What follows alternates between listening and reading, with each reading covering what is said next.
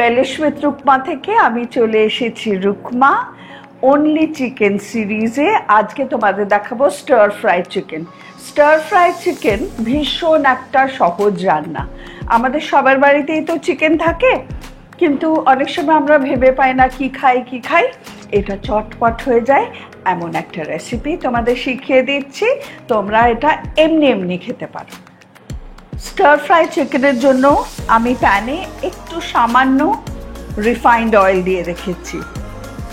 এবার আমার কাছে আছে অ্যাবাউট 150 গ্রাম কুচি করা চিকেন।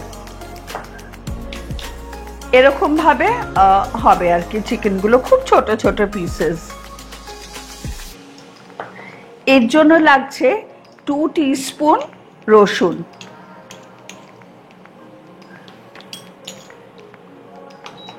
রসুনটাকে সুন্দর করে ফ্রাই করবে। খুব অল্প ইনগ্রিডিয়েন্ট কিন্তু খেতে খুব ভালো। এই যে রিফাইন্ড অয়েলে রসুনটা ফ্রাই হলেই দেখবে সুন্দর একটা গন্ধ বেরোচ্ছে। আমরা একটু ওয়েট করব, রসুনটা পিঙ্ক হবে, ভাজা হবে না কিন্তু।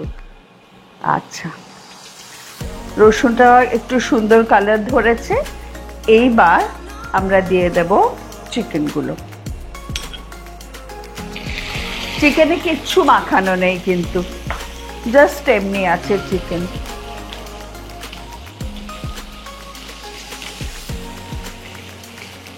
চিকেনগুলো বুঝতেই পারবে, যতক্ষণ সাদা হবে ততক্ষণ বুঝবে যে চিকেনগুলো কাঁচা আছে। যে দেখবে যে চিকেনগুলো একটা হোয়াইটিশ রং ধরে গেছে, বুঝবে চিকেন ইজ কুকড। চিকেন খুব তাড়াতাড়ি রান্না হয়। আর এই যে এশিয়ান কুকিংগুলো সব কিন্তু হাই ফ্লেমে রান্না। চলো আমরা চিকেনটা ভাজি। আচ্ছা, এই চিকেনটা রান্না করতে আমাদের কয়েকটা সস লাগবে। তোমরা যারা রান্না করো তারা বাড়িতে নিশ্চয়ই কিছু সস কিনে রেখো। একটা কিনলে কিন্তু 6-8 মাস ইজিলি চলে যাবে।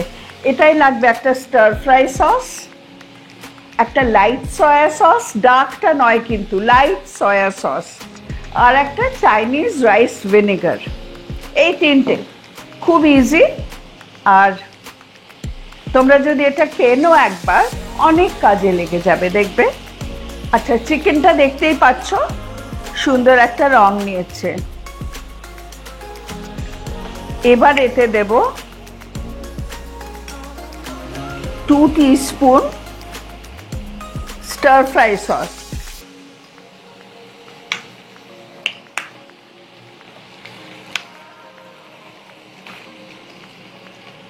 1 টিস্পুন লাইট সয়া সস।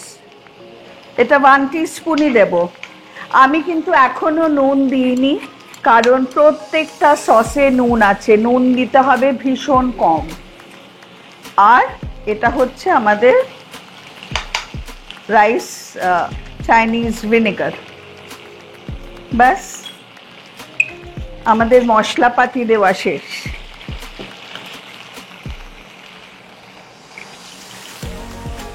এটাকে স্টার ফ্রাই করব।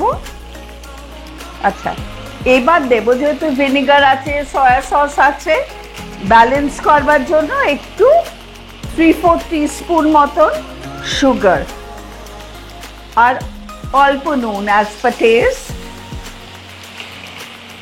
আর হাফ ক্রাশড গোলমরিচ, এটা 1 টিস্পুন মতন।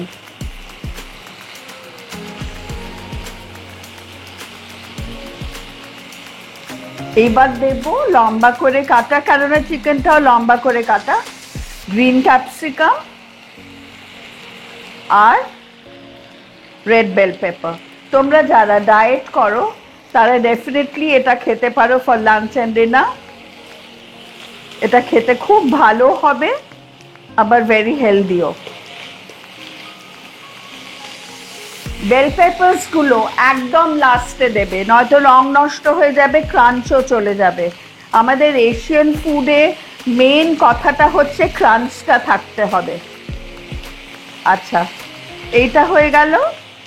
এবার লাস্টে কি দেব, একটু রোস্টেড সাদা তিল, সেসিমি।